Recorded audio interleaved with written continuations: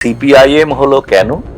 তার কারণ হচ্ছে তারা আরো বড় বাম, বামের থেকে বড় বাম, লালের থেকে বড় লাল, বামপন্থী। তাদের চরিত্রটা কি? বাস আল্লাহ তেরা রহিম করে।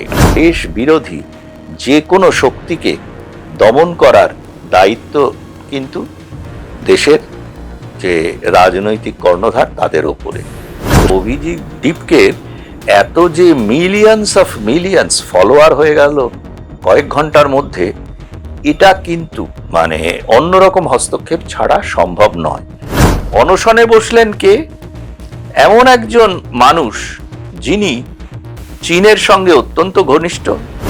অঙ্কের অধ্যাপিকা, ম্যাথামেটিক্সের নন্দিতা নারায়ণ এই আন্দোলনে, আরশোলাদের আন্দোলনে যন্তর মন্তরে দাঁড়িয়ে তিনি নারা লাগাচ্ছিলেন, বাস নাম রহেগা আল্লাহ কা।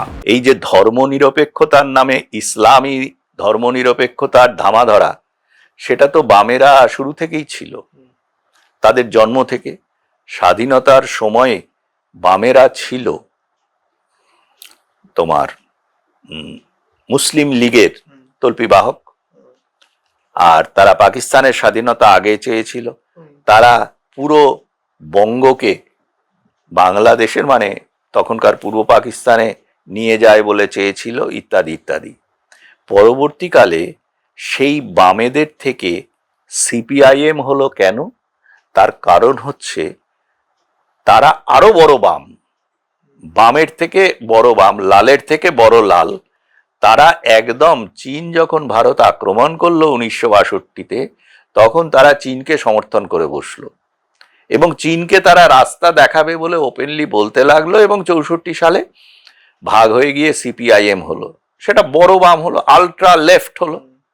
পরবর্তীকালে কালচারাল রিভলিউশনের সময় থেকে পশ্চিমবঙ্গে উদ্ভব হলো আরেকটা জিনিসের। পশ্চিমবঙ্গ শুধু নয়, আরেকটু মানে সেন্ট্রাল ইন্ডিয়াতেও হয়েছিল, ওড়িশাতেও ছিল একটা বেল্টে।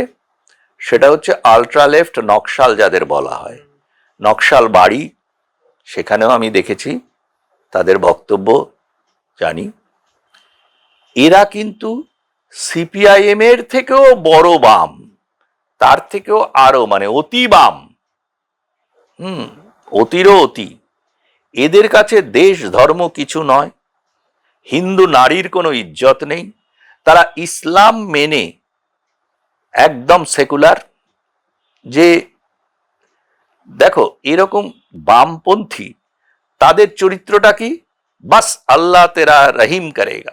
হ্যাঁ, ইনকলাব জিন্দাবাদ, ওইটা অনেকটা ওই দাবি করে ভগৎ সিং পাসওয়ার্ডের মতো। ওটা হচ্ছে পাসওয়ার্ডের মতো, যে ইনকিলাব জিন্দাবাদ করে ঢোকে। তো তারপরের বক্তব্যগুলো আস্তে আস্তে স্বরচিত বক্তব্য চলে আসে। বামপন্থী, দেখো একটা জিনিস আমি বলি, বামপন্থা থেকে দেশকে মুক্ত করার একটাই মাত্র রাস্তা আছে, যেটা সাকসেসফুলি দেখিয়ে গেছেন আহমেদ সুহার্তো ইন্দোনেশিয়াতে। ইন্দোনেশিয়ায় যখন তারা চালের প্রোডাকশনে পৃথিবীতে 1 নম্বর ছিল, তখন সেখানকার মানে সাধারণ মানুষ তো দূরের কথা, চাষি পরিবাররাও ভাত খেতে পারতো না চাল থেকে। তার কারণ হচ্ছে তাদের প্রোডাকশনের 60% চলে যেত রাশিয়ায়, আর 30%-এর ওপর চলে যেত চীনে।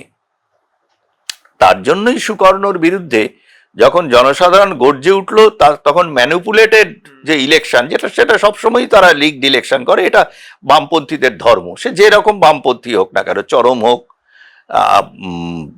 নন চরম হোক, নরম হোক, যাই হোক। তো তারা ইলেকশনকে রিগ করে জিতে গেল। তারপরে যে পিপলস আপসার্জ হলো, তাতেই আহমেদ সুহার্তো আর্মি লিডার হিসেবে দায়িত্ব নিয়েছিলেন, এবং তিনি পরবর্তী 1 বছরে ওই ইন্দোনেশিয়ায় 5 লক্ষ থেকে 10 লক্ষ কমিউনিস্টকে একদম অ্যানিহিলিয়েট করেছিলেন, হত্যা করেছিলেন, এবং বলেছিলেন এরা হচ্ছে, এই রক্তগুলো হচ্ছে দেশের দূষিত রক্ত। এবং আমি বলতে পারি, উনি হচ্ছেন পৃথিবীর সেই ডিরেক্টর যিনি লংগেস্ট টাইম ডিরেক্টর হিসেবে একটা দেশে ছিলেন। পরবর্তীকালে তিনি যখন নিউ অর্ডার হওয়ার পরে দায়িত্ব ছেড়ে দিলেন গণতান্ত্রিক উপায়ে ইলেক্টেড সরকারের ওপর, তখনও কিন্তু দেশের লোক তাকে মাথায় করে রেখেছিল। এবং তিনি মারা যাওয়ার পরে তার কবরের ওপরে লেখাও আছে যে আধুনিক ইন্দোনেশিয়ার স্রষ্টা। তো এই জিনিসটা কিন্তু আমাদের এখানে লোককে জানতে দেওয়া হয় না। এবং কমিউনিস্টদের এই একটাই রাস্তা, এই দূষিত রক্তগুলোকে কিন্তু ক্লিয়ার না করলে ভারতবর্ষ কখনোই ইন্টারনাল যে অ্যাটাক থেকে মুক্ত হবে না। আর বিদেশি রাষ্ট্র তো এটা চাইবেই। আজকে ভারতবর্ষকে যদি তারা কন্ট্রোল করতে পারে, তাহলে চীন বা আমেরিকার কাছে হরমুজ প্রণালীর দাম থাকবে না, সারা পৃথিবীর সমস্ত জলপথ তাদের জন্য ওপেন হয়ে যাবে। দিল্লির এই যে ককরোচ আন্দোলন, এটা নিয়ে আমি বললাম, পশ্চিমবঙ্গ সরকার এই মুহূর্তে যারা ক্ষমতায় আছেন, এটা তাদের কমপ্লিট দায়িত্ব। ল অ্যান্ড অর্ডারের ব্যাপারটা তাদের দায়িত্ব। মুখ্যমন্ত্রী, আমি যতদূর জানি, যে তার নিজের হাতেই এটা আছে। এরা নিশ্চয়ই সেটা বন্ধ করার যথোপযুক্ত চেষ্টা করবেন। তার পারফরমেন্স বা তার সাফল্যের ওপরে নির্ভর করবে। তো এটাকে বন্ধ করার, দেশ বিরোধী যে কোনো শক্তিকে দমন করার দায়িত্ব কিন্তু দেশের যে রাজনৈতিক কর্ণধার তাদের ওপরে। পশ্চিমবঙ্গের দায়িত্বে যারা আছেন, মুখ্যমন্ত্রীর নিজেরই দপ্তর হচ্ছে ল অ্যান্ড অর্ডার, তিনি ঠিক করবেন তিনি কিভাবে করবেন। দেখো, ভারতবর্ষের অর্থনীতি, ভারতবর্ষের সামরিক শক্তি এবং রাষ্ট্রনীতি, এর যে 2014 থেকে একটা প্যারাডাইম শিফট হয়েছে, সেটাকে এই মুহূর্তে পোস্ট অপারেশন সিঁদুর মেনে নেওয়া পৃথিবীর শক্তিশালী রাষ্ট্রগুলোকে হজম করা শক্ত। একই সঙ্গে আমেরিকার ডিপ স্টেট বহুদিন ধরেই ভারতীয় উপমহাদেশে তাদের পুরো কন্ট্রোল রাখার চেষ্টা করছিল, এবং সেই কারণে তারা তাদের গণতান্ত্রিকভাবে নির্বাচিত সরকারকে উৎখাত করে পুতুলকে দিয়ে রাষ্ট্র ক্ষমতা দখলের যে চেষ্টা করেছে, সেটা পাকিস্তানে সাকসেসফুল হয়েছে। পরবর্তীকালে পরপর বাংলাদেশ এবং নেপালে তারা সাফল্য পায়।